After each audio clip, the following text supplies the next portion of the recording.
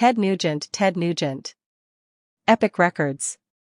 Ted Nugent's self-titled debut album, released in September 1975, isn't just the start of his solo career, it's a full-throttle declaration of independence. Coming on the heels of the breakup of the Amboy Dukes, this record wastes no time in establishing Nugent as a force of nature. From the first notes, it's clear this isn't a cautious debut, it's loud, fast, unapologetically aggressive, and proud of it. This album didn't just do well, it hit number 28 on the US charts and eventually went double platinum, with a gold certification in Canada. That commercial success is only part of the story, though. What's more enduring is the reputation it built over time. Today, it's considered a classic of 70s hard rock, often mentioned in the same breath as early Van Halen, Aerosmith, and AC/DC. And rightfully so. It's raw, riff-heavy, and brimming with the kind of sweaty, unfiltered energy that defined the decade. Stranglehold is the standout. The centerpiece, really.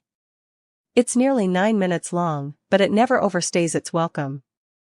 Built on a hypnotic riff and a slow-burning groove, it lets Nugent stretch out with a solo that's part blues sermon, part psychedelic freefall. His use of feedback, sustain, and dynamics feels alive, almost conversational. That he played a Gibson Birdland, an odd choice for hard rock, through Fender amps makes his tone all the more unique. It's sharp and biting, but also full and expressive, rooted deeply in the blues. That's what often gets overlooked about Nugent. Beneath the wild man persona, the fur, the antics, there's a blues guitarist with real soul. Listen closely to his solos and you'll hear it, the bends, the phrasing, the vibrato.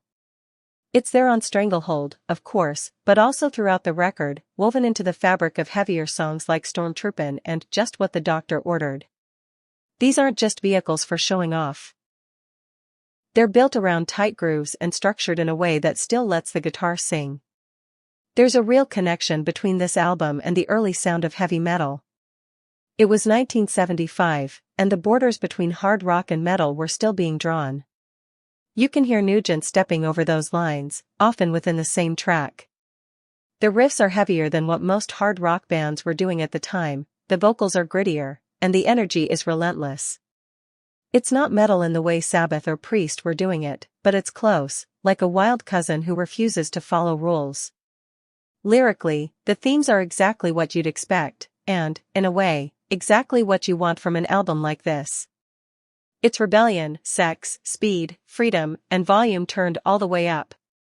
Songs like Motor City Madhouse are tributes to a chaotic, loud life of rock and roll, while Hey Baby doesn't waste time with subtlety. This is Nugent leaning all the way into his Motor City Madman image, full of swagger, confidence, and a kind of primal charisma that's hard to ignore. And then, just when you think you've got the whole album figured out, he throws in something like You Make Me Feel Right at Home. It's acoustic, warm, and, surprisingly, gentle. Cliff Davies handles the vocals here, and it's a nice shift in tone, both musically and emotionally. In a weird way, it feels almost Beatles-esque. Not that it sounds exactly like them, but there's a kind of melodic grace and softness that recalls their more introspective moments. It's the kind of left turn that makes you stop and reassess what the album is really capable of. This album is more than a collection of songs, it's a statement. It's the kind of record that captures a moment in time, not just for Nugent, but for hard rock as a whole. There's no hiding, no holding back. It's loud, brash, occasionally over the top, but also full of musicality and heart. It's not perfect, and it doesn't want to be. That's the point. Like a muscle car roaring down a Detroit highway, Ted Nugent is all about power, attitude, and the thrill of the ride.